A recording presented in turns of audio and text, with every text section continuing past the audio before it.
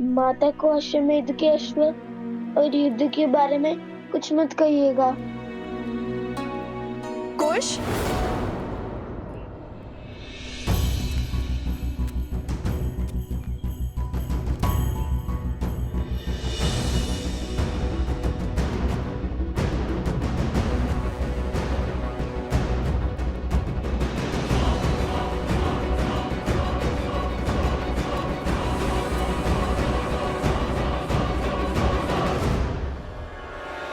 कुश, बोलो।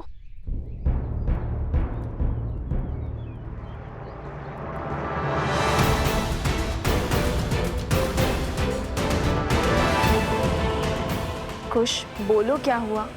वो वन देवी,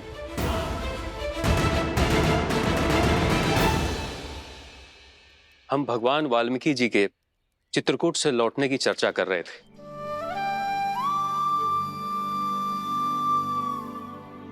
अच्छा, गुरुवर से मिलने की अभिलाषा तो मेरी भी थी, किंतु आप लौट आए, ये भी संतोष का विषय है।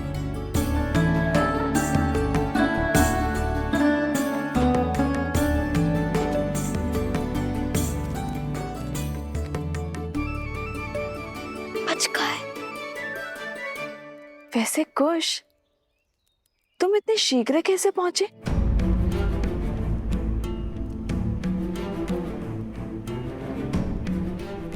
वो आपके प्रतापी पुत्र ने क्षण भर में ही वृक्ष हटा दिया था और पेड़ को भी शांत कर दिया था। अब सब ठीक है ना सोम?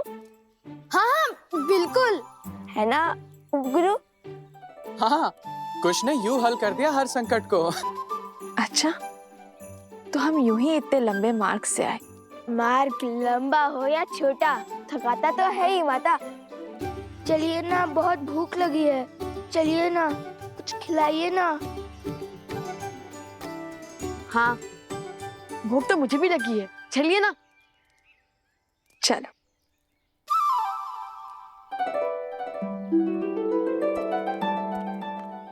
भैया, मैंने तो केवल धनुष उठाया, बाण साधा और ये किया, और उससे पेड़ खत्म हो गया। ना जाने किस माया, किस शक्ति की चपेट में आ गए थे हम।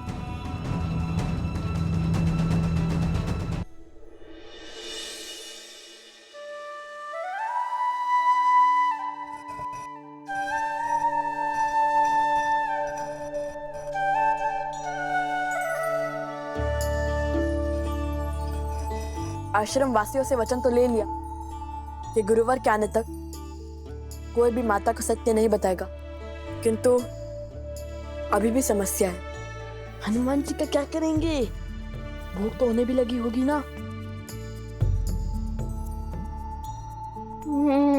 क्या सुगंध है, आज तो आनंद आ जाएगा। कुश, कितने स्वार्थी हो तुम। मुझे हनुमान जी की चिंता हो रही है और यहाँ तुम भोजन के सुगंध का आनंद ले रहे। ऐसी बात नहीं है भैया, मुझे भी हनुमान जी के विचार ही आ रहा है। भैया, ये सुगंध तो सोचने की क्षमता का मार्ग था। ऐसा चलिए।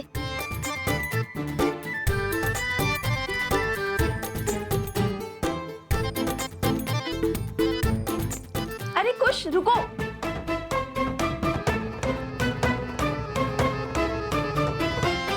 माता, और रुकने के लिए मत कहिए, बहुत भूख लगी है। आज आपको ढेर सारा स्वादिष्ट खाना बनाना पड़ेगा, इसलिए हमने सोचा आपकी सहायता कर दे। मेरी मदद करने के फेर में मेरा कार्य मत बढ़ाओ। धुले हुए चावल में जल डाल के जल व्यर्थ कर दिया ना तुमने। कोई बात नहीं माता, भ्राताश्री है ना, वो और जल ले आएंगे, है ना? ऐसे एक बात बताओ, आज इतने अधिक पकवान की क्या आवश्यकता है तुम्हें? माता, तन की थकान और पेट की भूख बढ़ा देता है माता। और सोचा सोम को भी आपके हाथ का बना स्वादिष्ट भोजन खिला देंगे। उसने इतनी सहायता जो की है हमारी। तो बताओ क्या बनाऊं मैं?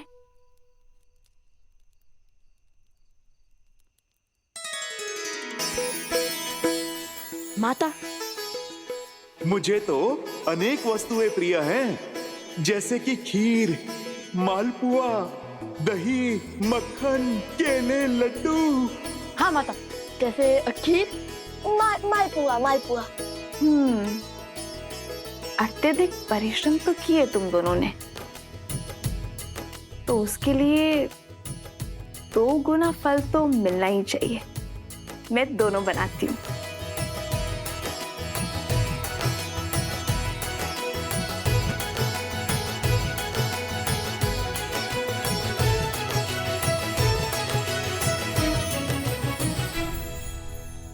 ये लीजिए माता, सामग्री। माता, तनिके तुलसी भी डाल दीजिए, उन्हें बहुत बाती है। तुलसी?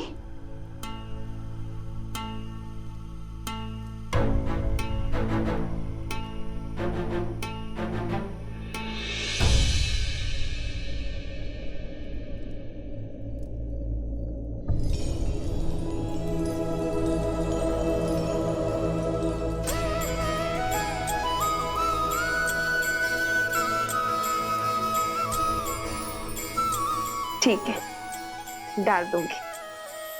अब तुम दोनों यहां से जाओ। मेरी सहायता करने से अधिक हुड़दंग मचा रहे हो। चलो जाओ।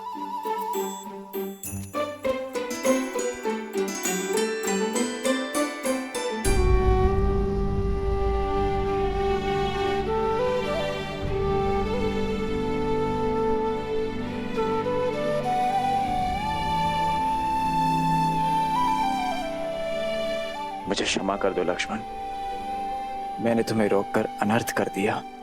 मेरे मन में पहले करुणा थी, किंतु अब मेरे मन में प्रतिशोध है। भैया की आज्ञा से उन दोनों बालकों को दंडित करूंगा मैं।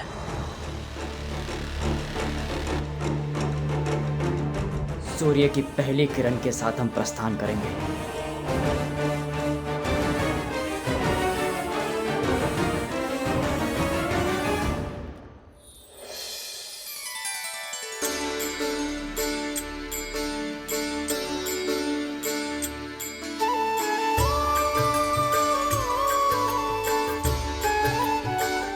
भोजन माता ने बनाया है।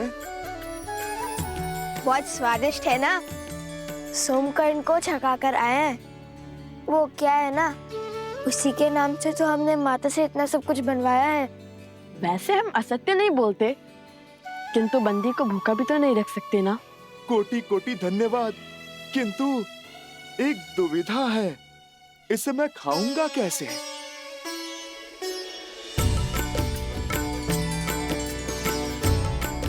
हम है ना, यदि आपको कोई संकोच ना हो तो हम दोनों आपको अपने हाथ से खिला दे। संकोच नहीं, मेरे जीवन का सबसे बड़ा संयोग है ये। स्वयं प्रभु श्री राम के क्या? क्या? परम भक्त स्वयं प्रभु श्री राम के परम भक्त मुझे अपने इन हाथों से खिलाएंगे। माता को कोई संदेह तो नहीं हुआ? भोजन के समय मन में उल्लास होना चाहिए, प्रश्न नहीं। और हम दोनों की चतुराई के समक्ष किसी को संदेह कैसे हो सकता है? आप निश्चिंत होकर खाइए।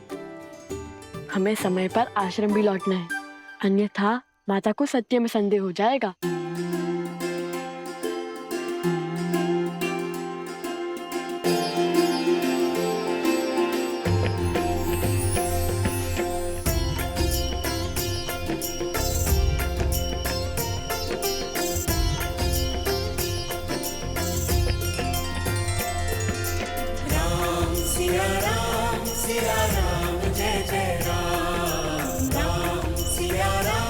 सिया राम जय जय राम।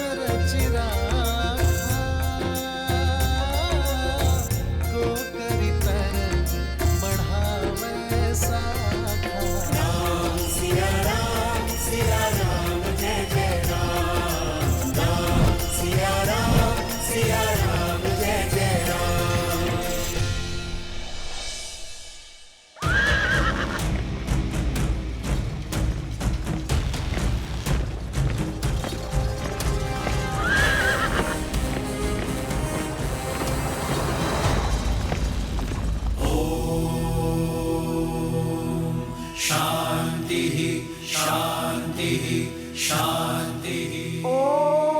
सूर्याय नमः। हे माता तमसा, सदा की भांति आज भी हम वन देवी के पुत्रों की रक्षा करना। मैं एक बार आपसे पुनः कहता हूँ, बात को बढ़ाने से अच्छा है एक बार बात कर लेना।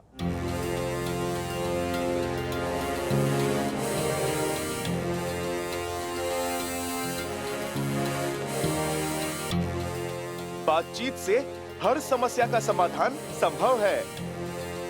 लक्ष्मण भैया के घाव मेरे प्रभु को पीड़ा दे रहे होंगे। यदि वो यहाँ पधारे और आप दोनों के कारण उन्हें कुछ हुआ तो स्मरण रहे, आप ना भगवान का क्रोध झेल पाएंगे और ना ही इस भक्त का।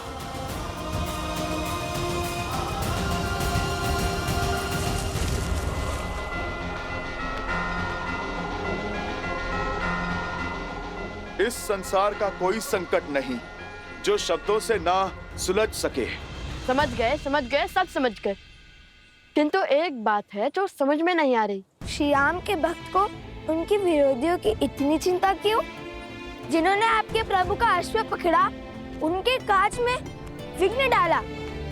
राम काज सफल बनाने वाले हनुमान जी भला हमारी सहायता को क्यों तत्पर हैं? लवकुश मेरे ही पुत्र। आप राम काज पूर्ण करने में असफल रहे। मुझे मेरे प्रभु को कुछ समझाने की आवश्यकता नहीं है। वो तो मेरे हृदय में बसते हैं। वो मेरा मन स्वयं ही पढ़ लेंगे। किंतु आप दोनों को अब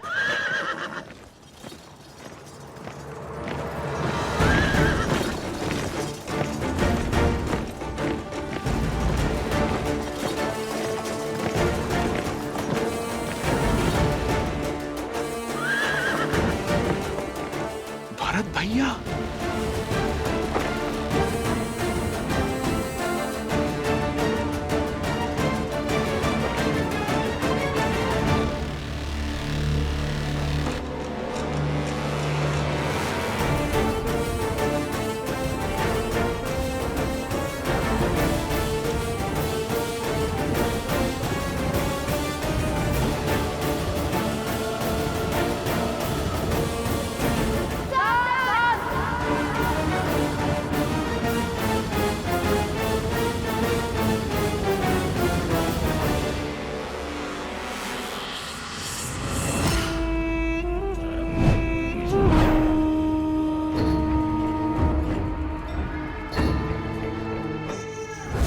ये द्वंद्व नहीं, शुभ अवसर है जो एक साथ मेरे सारे लक्ष्य भेद देगा।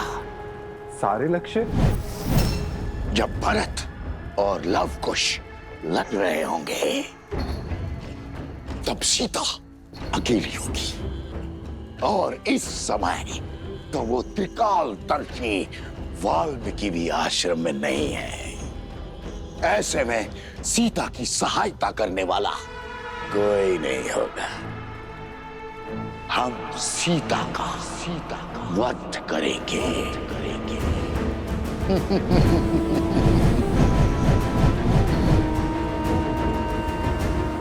और जैसे सीता देह त्यागेगी, सब कुछ समाप्त हो जाएगा और लवकुश अपनी सुध खो बैठेंगे।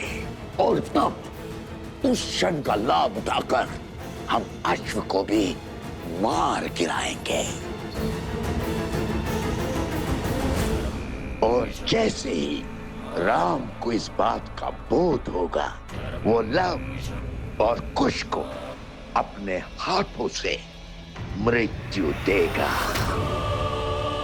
और जब सत्य ज्ञात होगा कि उसने स्वयं अपने पुत्रों का वध किया है, तो वो ग्लानि में स्वयं को समाप्त कर देगा।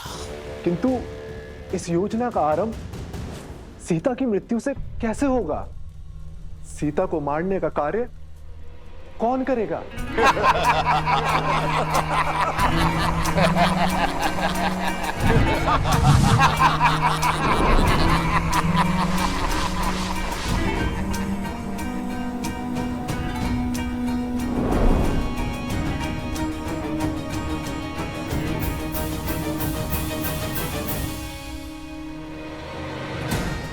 ये है वो शक्ति जो सीता की श्वास छीनेगी।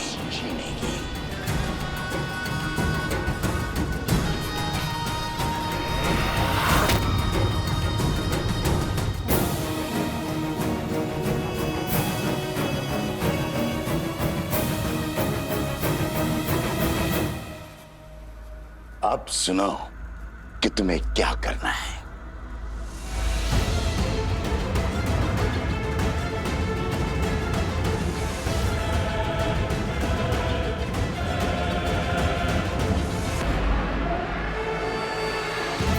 अब सीता का बचना असंभव है।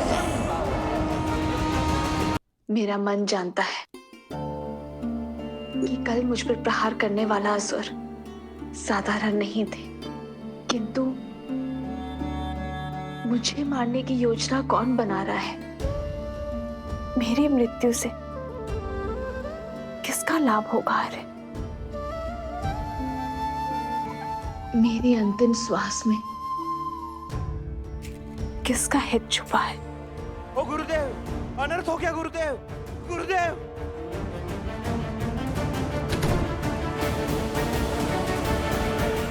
ओ गुरुदेव, अनर्थ हो गया गुरुदेव, अनर्थ हो गया।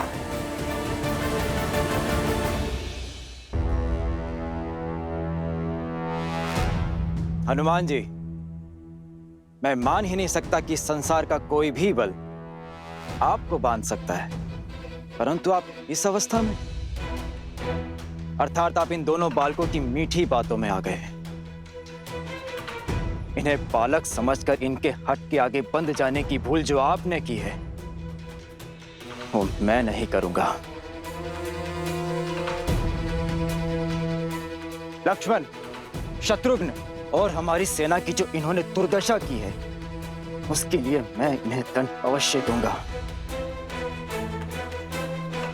और दंड यदि श्वास हरण का हो तो भी उसकी आज्ञा मुझे महाराज श्री राम ने दी है, क्योंकि इन दोनों बालकों का अपराध क्षमा योग्य तो नहीं। बालकों, धर्म की मर्यादा रखना रघुकुल का दायित्व रहा, इसलिए मैं तुम्हें एक अवसर देता हूं कि चुपचाप अश्व मुझे लौटा दो, या फिर अपनी मृत्यु के लिए सच हो जाओ तुम दोनों।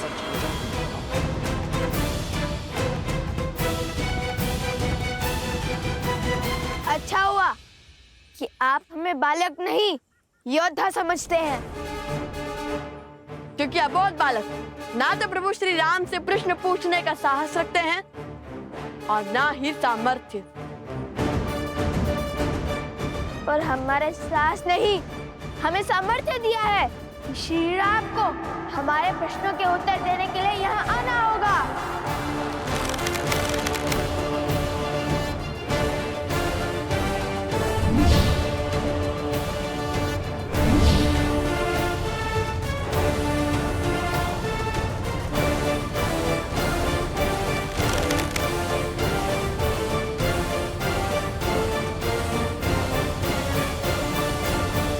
अनर्थ हो गया गुरुवर, अनर्थ हो गया। वहाँ पीछे वन में मैंने देखा। धैर्य रखकर ठीक से बताओ। वहाँ मैंने देखा, वन में राज अनुज भरत क्रोध से लाल होकर लोग उससे लड़ने आए हैं, और लवकुश ने तो साक्षात हनुमान जी को बंदी बना के रखा है। अनर्थ हो गया। ऐसी स्थिति में लवकुश के प्राणों को संकट हो सकता है। शत्रुघ्न जी और लक्ष्मण जी जैसे शूरवीरों को परास्त करने वाले लवकुश, उनके लिए भरत जी को हराना कौन सी बड़ी बात है? और सुना है भरत जी है भी बहुत धैर्यवान। धैर्यवान है, किंतु इस समय अपने भाइयों पर हुए प्रहार से क्रोधित हो गए। और सदा धैर्य का हाथ थामने वाले के भीतर जब क्रोध की अग्नि प्रज्वलित होती है तो सब कुछ जलाकर भस्म कर देती है। अब हम क्या करेंगे? एक और लवकुश को दिया वचन है कि भगवान वाल्मीकि के आने तक हम वन देवी से कुछ नहीं कहेंगे, और दूसरी ओर लवकुश के प्राणों पे छाया संकट है। ऋषिवर,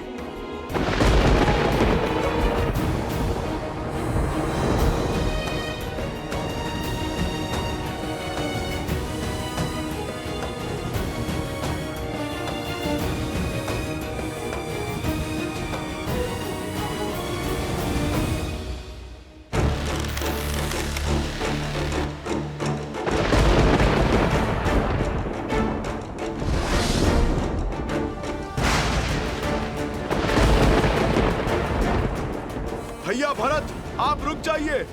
ये दोनों अबोध बालक हैं। इस कथा के कई अध्याय इस संसार से छुपे हैं भैया।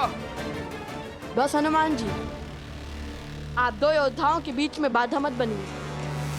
मत भूलिए कि आप हस्तक्षेप के अधिकारी नहीं हैं। हम आपका सामना करने के लिए सज्ज है राजानुज, और हमारा प्रहार सहने के लिए भी सज्ज हो जाइए।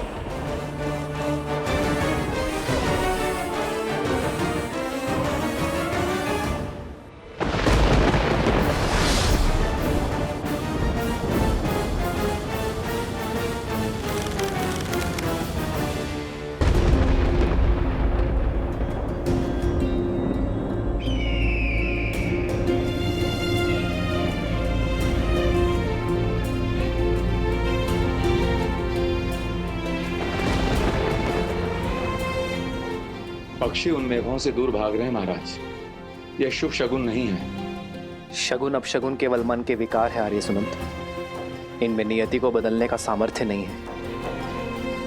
यदि चिंता है तो केवल अपने प्रजा के सुख की, अपने राज्य की, और उसमें ला रही नियति के उपयोग की। धर्म का तेज हर अंधकार को मिटाने की शक्ति रखता है आर्य सुनंत, और वो शक्ति केवल धर्म का पालन करने से ही आती है।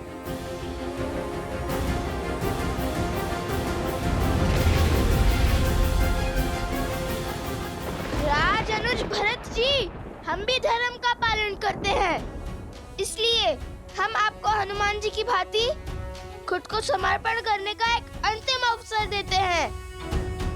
स्वीकार लीजिए, राम काज के सहायक बनिए। और यदि समर्पण नहीं किया तो तुम्हें लगता है कि तुम भरत को हरा पाओगे? हाँ, क्योंकि धर्म हमारे पक्ष में है। विजय तो हमें ही वरेगी। मैं तुम दोनों के समक्ष आ गया हूँ, इसलिए तुम दोनों भयभीत हो गए हो, और इसीलिए तुम आग्रह को अवसर का नाम दे रहे हो। विनय न मानत जल्दी, जड़ी गए 3 दिन बीती। उठे राघव सकोप फिर, भय भीनु होय न प्रीति। सावधान!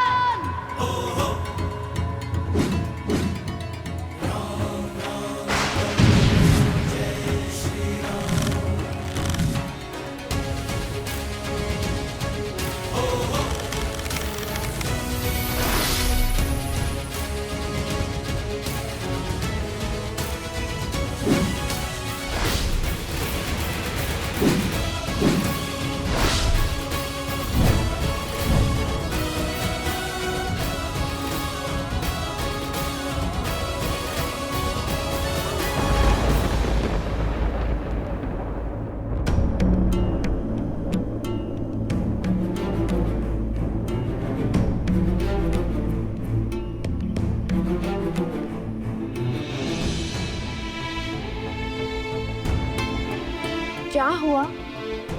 आप सब इतने चिंतित क्यों हैं?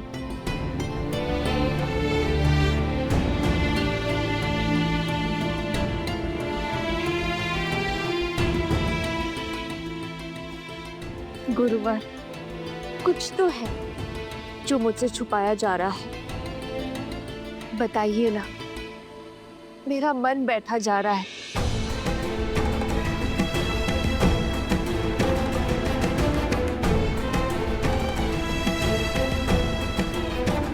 ये मौन अकारण नहीं है। मुझे सत्य जानना है गुरुवर। देवी, वो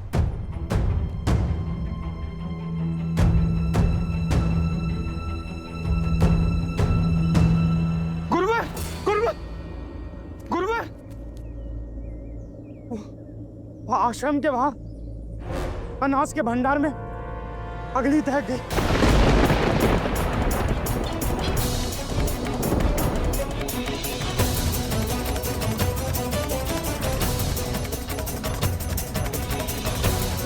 क्या अग्नि? वंदे, सुना आपने? हमें कुछ करना होगा। सब इसी क्षण जल पात्र लेकर अनाज भंडार की ओर चलिए। चलिए, शीघ्र कीजिए।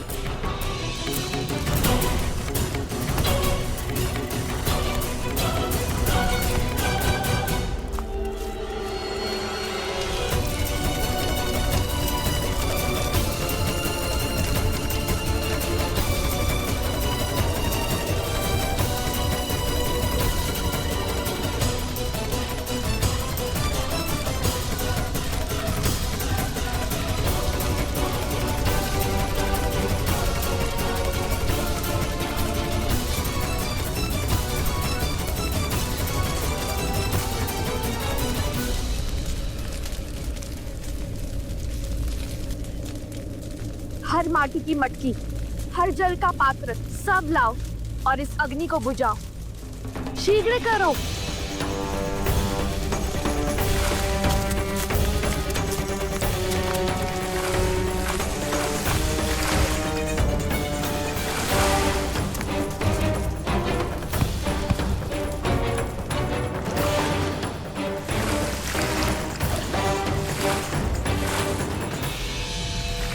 सब पंक्ति बनाओ, शीघ्र करो और यहाँ आओ।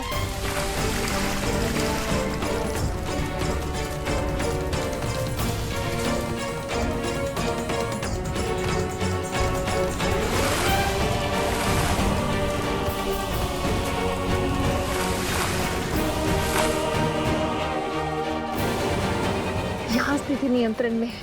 आप सभी वहां जाइए, वहां सहायता कीजिए। अरे ये क्या हो रहा है? पर हमने अभी तो इसे बुझाई थी। ये अग्नि तो बहुत तीव्र हो रही है। इतना जल डालने पर अग्नि बुझ क्यों नहीं रही है? विचार विमर्श का समय नहीं है गुरुमा। चलिए सब लोग जल डालिए। मायावी अग्नि है सीता, इसे बुझाने का सामर्थ्य नहीं है तुम में। मैं जिस ओर चाहूं उस ओर इन आग की लपटों को घुमा सकता हूं। यह अग्नि तो बुझने का नाम ही नहीं ले रही है। राम सिया राम सिया राम सिया राम राम सिया राम सिया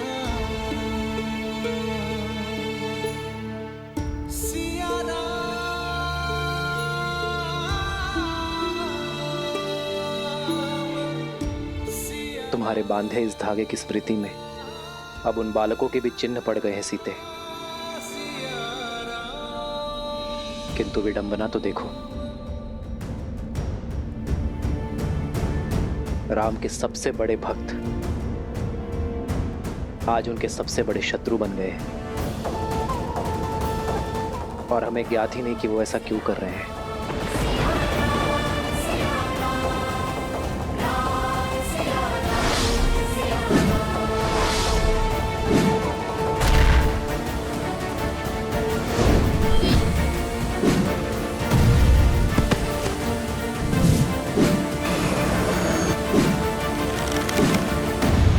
अब ये संघर्ष अनुचित मोड़ ले रहा है।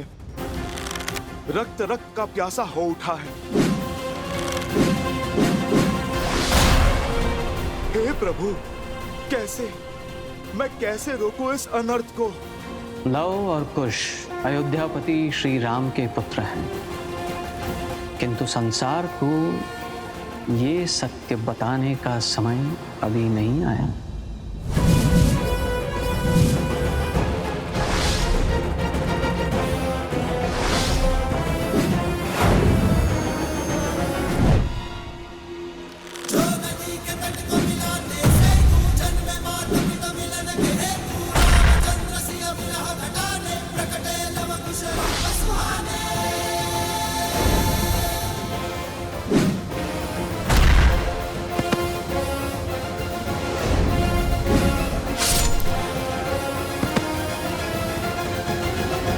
भिन्न भिन्न दिशाओं से प्रहार करने का अर्थ मैं समझाता हूं तुम्हें।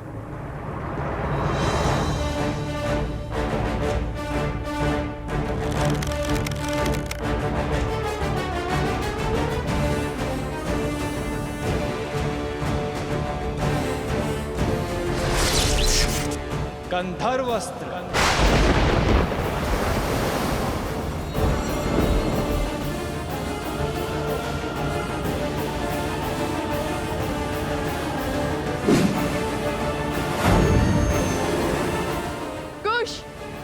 यह अस्त्र तनिक भिन्न लग रहा है, कुछ तो विशेष घटने वाला है, सावधान रहो।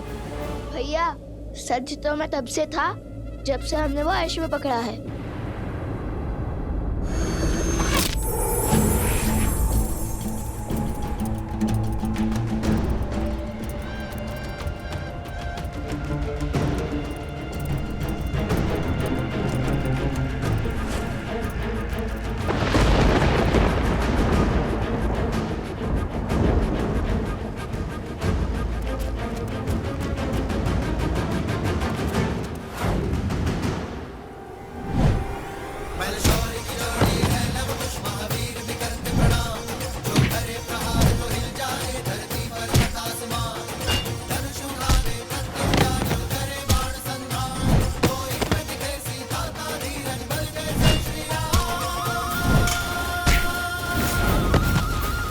असंभव।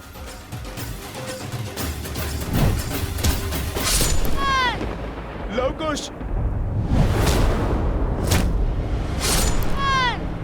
संभल कर।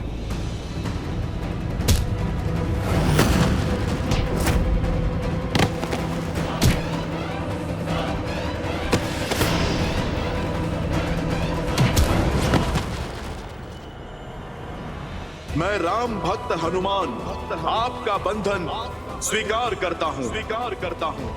एक ओर वचन का बंधन और दूसरी ओर कर्तव्य की पुकार। ऐसी दुविधा में आज तक नहीं फंसा मैं।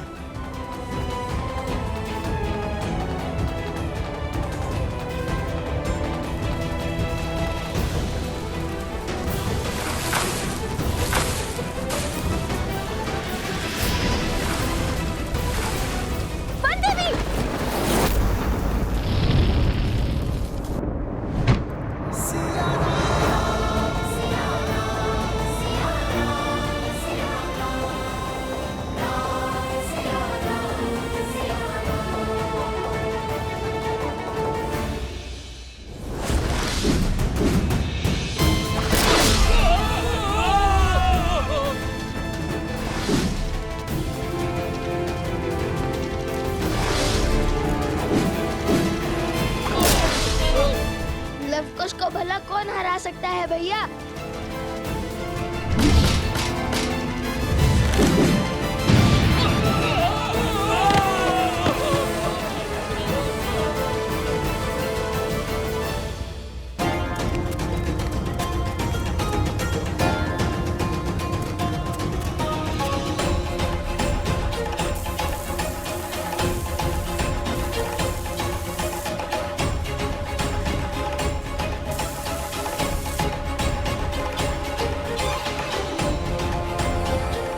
ये घास सूखी है, इसलिए अग्नि नहीं बुझ रही है, किंतु हम भी डटे रहेंगे, बिना रुके जल डालते रहेंगे।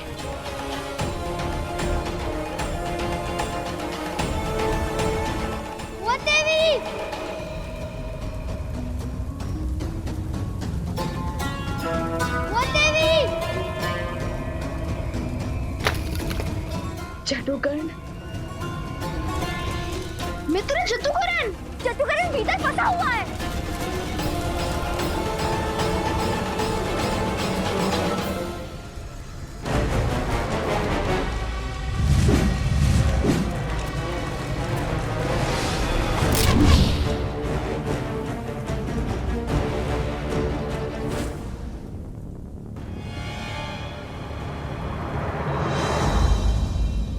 क्यों आप अपने प्राण संकट में डालते हैं?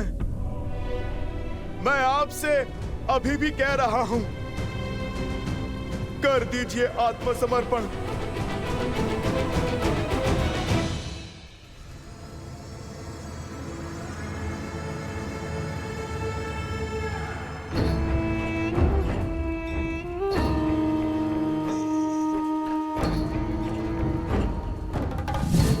एक और लवकुश घायल होकर हार की चौखट पर खड़े हैं और दूसरी ओर मेरी मायावी अग्नि सीता को नहीं जीतने देगी। धर्मात्मा व्यक्ति का धर्म भी उसकी दुर्बलता बन जाता है। सीता को तो अवसर चाहिए, धर्म निभाने का, कर्तव्य पालन का। उसकी ममता आज उसे इस अग्नि में धकेल देगी और फिर होंगे लवकुश और सीता एक साथ।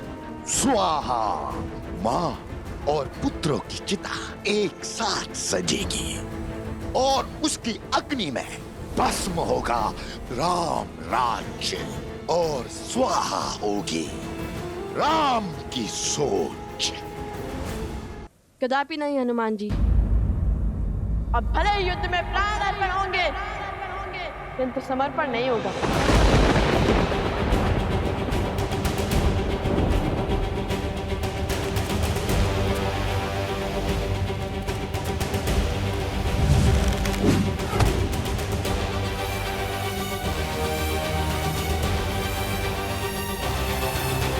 ना हमने हारना सीखा है और ना रणभूमि छोड़ना।